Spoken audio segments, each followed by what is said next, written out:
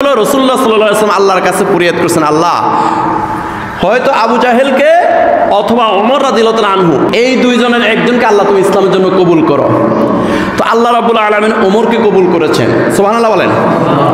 তাহলে দুইটা গেল ধাক্কা, রাসূলুল্লাহ সাল্লাল্লাহু আলাইহি ওয়াসাল্লামের দোয়া আর সূরা হাক্কার একটা ধাক্কা, দুইটা ধাক্কা অন্তরের মধ্যে লেগেছে। এরপরে দারুন নদওয়ার মধ্যে বৈঠক হলো। দারুন নদওয়ার মধ্যে বৈঠকে সিদ্ধান্ত হলো যেই ব্যক্তি মুহাম্মদুর রাসূলুল্লাহ সাল্লাল্লাহু আলাইহি ওয়াসাল্লামের শির মুবারক কেটে আমাদের দারুন নদওয়াতে হাজির করতে পারবে তাকে 200 উট দেওয়া হবে। 26 বছরের যুবক হযরত ওমর রাদিয়াল্লাহু তাআলা আনহু নাঙ্গা তরবারি নিয়ে দাঁড়িয়ে গেলেন, আমি পারবো, আমি পারবো। ওমর রাদিয়াল্লাহু তাআলা আনহু নাঙ্গা তরবারি নিয়ে রাসূলুল্লাহ সাল্লাল্লাহু আলাইহি ওয়াসাল্লাম বাড়িতে রওনা দিল। পথিমধ্যে যখন জানতে পারল যে ওমর রাদিয়াল্লাহু তাআলা আনহুর বোন ফাতেমা এবং ফাতেমার স্বামী ইসলাম গ্রহণ করেছে, তখন ওই রাসূলুল্লাহ সাল্লাল্লাহু আলাইহি ওয়াসাল্লামের দিকে না যাইয়া বোনের বাড়িতে চলে গেল তাদেরকে শাসানোর জন্য, কেন তোমরা ইসলাম গ্রহণ করেছ। গিয়ে দেখে যে ওনারা কোরআন তেলাওয়াত করতেছে।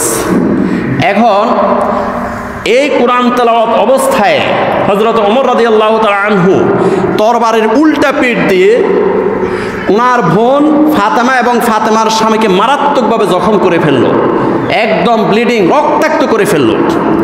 রক্তাক্ত করতে করতে ওমর রাদিয়াল্লাহু তাআলা আনহু বললেন, তোমরা ইসলাম ছাড়ো, ঈমান ছাড়ো।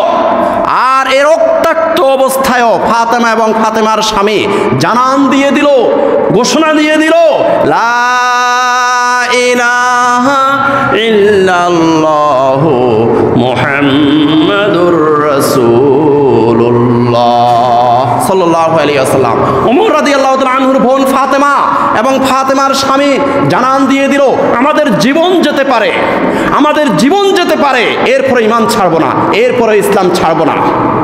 এখন ওমর রাদিয়াল্লাহু তাআলা আনহু উনি স্ট্রেঞ্জ হয়ে গেলেন, উনি স্তম্ভিত হয়ে গেলেন, উনি বিস্মিত হয়ে বললেন যে এত মার, এত রক্তাক্ত করার পরেও তারা ঈমান ছাড়তেছে না।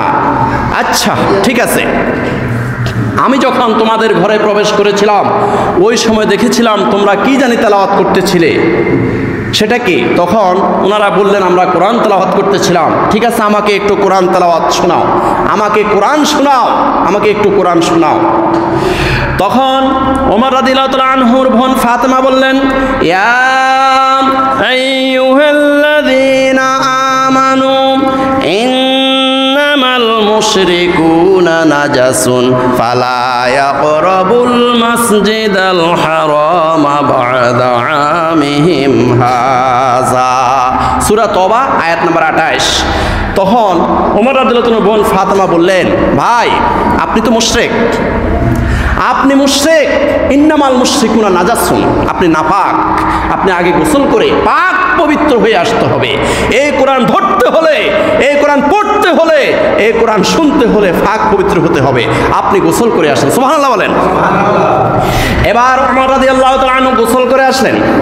গোসল করে আসার পরে ওমর রাদিয়াল্লাহু তাআলা আনহুর বোন ফাতেমা পড়তে লাগলেন, তাহা মা আরসালনা আলাইকাল কুরআনা লিতাশকা ইল্লা তাযকিরাতাল লিমান ইয়াখশা তাওসিলাম মিম্মান খালাকাল আরদা ওয়াস সামাওয়াতিল উলা আর রাহমানু আলাল আরশি ইস্তাওয়া লাহু মা ফিস সামাওয়াতি ওয়া মা ফিল আরদি ওয়া মা বাইনাহুমা ওয়া মা তাহতাস সারা।